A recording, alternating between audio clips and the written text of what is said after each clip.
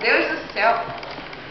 Aqui nós começamos com uma cenografia, abaixo a ditadura, então já toda essa parte que vocês vão ver daqui pra frente é da ditadura e da redemocratização do país. A ideia de usar o muro para a pichação contra o governo foi aproveitada aqui na própria cenografia. Então, o abaixo a ditadura, como se tivesse, né, os muros da cidade. E esse muro aqui, para fazer, para deixar o registro dos brasileiros que estão desaparecidos, que ainda estão, que oficialmente ainda não foram dados como mortos. As várias famílias passaram os nomes e eles estão aqui representados esperando a Comissão de Direitos Humanos abrir as caixas dos militares.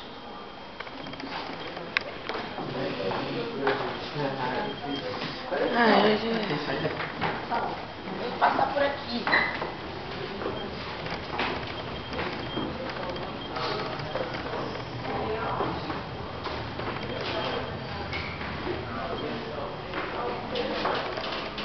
Hoje em dia, o Enfio é o irmão do Betinho, mas antes o Betinho era o irmão do Enfio. O Enfio era um grande cartunista brasileiro que publicava no Pasquim, tá? E junto com Milor Fernandes, junto com Geni Ventura. Então, pessoas importantes publicavam no Pasquim, que era exatamente como o nome diz, um folhetim, um pasquim, contra a ditadura. Aqui são personagens tradicionais dele, que é o Bode Orelana, a Graúna e o cangaceiro me foge agora.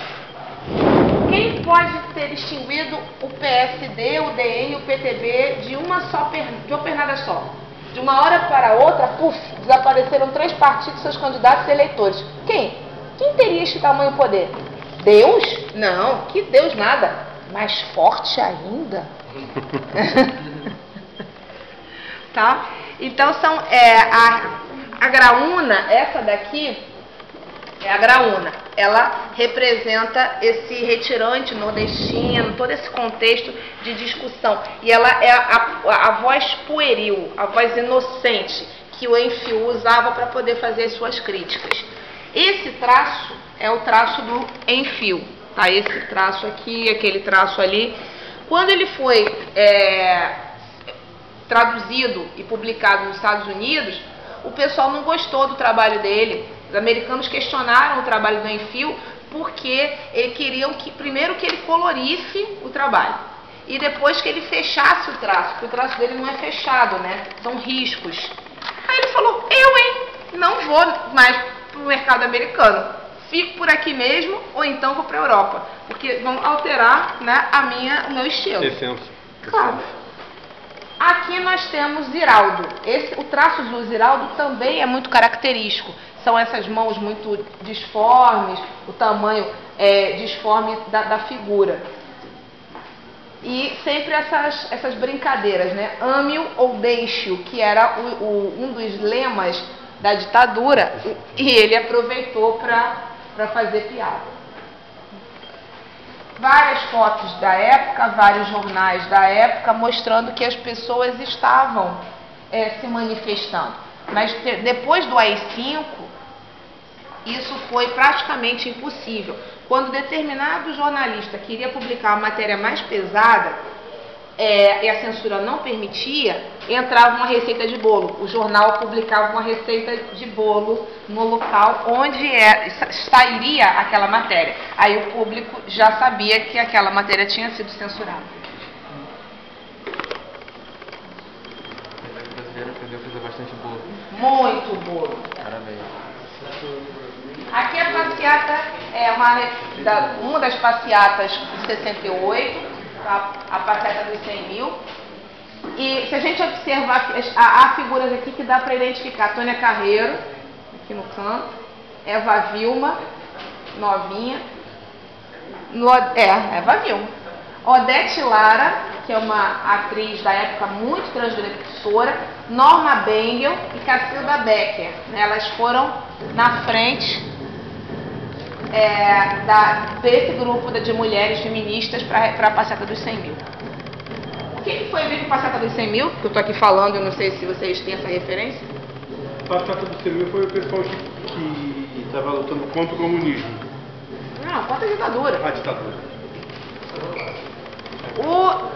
Até de 64 a 68, a classe média ainda não tinha se manifestado.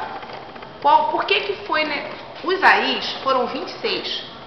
O AI mais famoso, o ato institucional mais famoso, é o número 5, o AI-5. Só que o AI-5 só é decretado depois da Passeata dos 100 mil. Durante 4 anos, a classe média não acreditava que estavam ocorrendo realmente tantas atrocidades no país. Ninguém via nada. Enquanto estava sumindo professor de faculdade e aluno metido a besta, é coisa de comunista. Então não tem problema. Quando o André Luiz recebe um tiro no bar Calabouço e os alunos da Uni conseguem segurar o corpo dele e não deixar que sumissem, aí foi a confusão.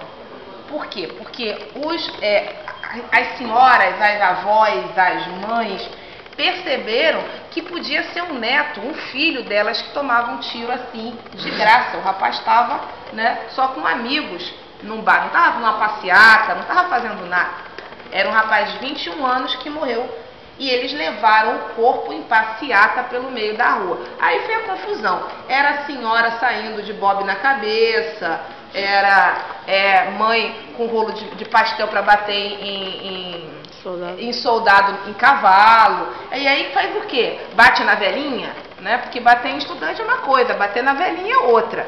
Então, Passeata dos 100 foi aí que a ditadura recrudesceu. Porque precisava mostrar para a classe média que vocês não vão se manifestar, vocês não vão se insurgir, porque se a classe média se insurge, ela domina tudo, né? Aqui são trocas de prisioneiros que quando começa o pessoal, depois de 68, que começam os assaltos a banco e os sequestros de embaixadores e diplomatas internacionais para poder trocar pelos companheiros que estavam presos. E um desses aí que está respondendo, né, sobre o mensalão, né? É uma vergonha. Vergonha, né? É uma vergonha. O nome dele? Não, Genuíno já respondeu da outra vez. O Genuíno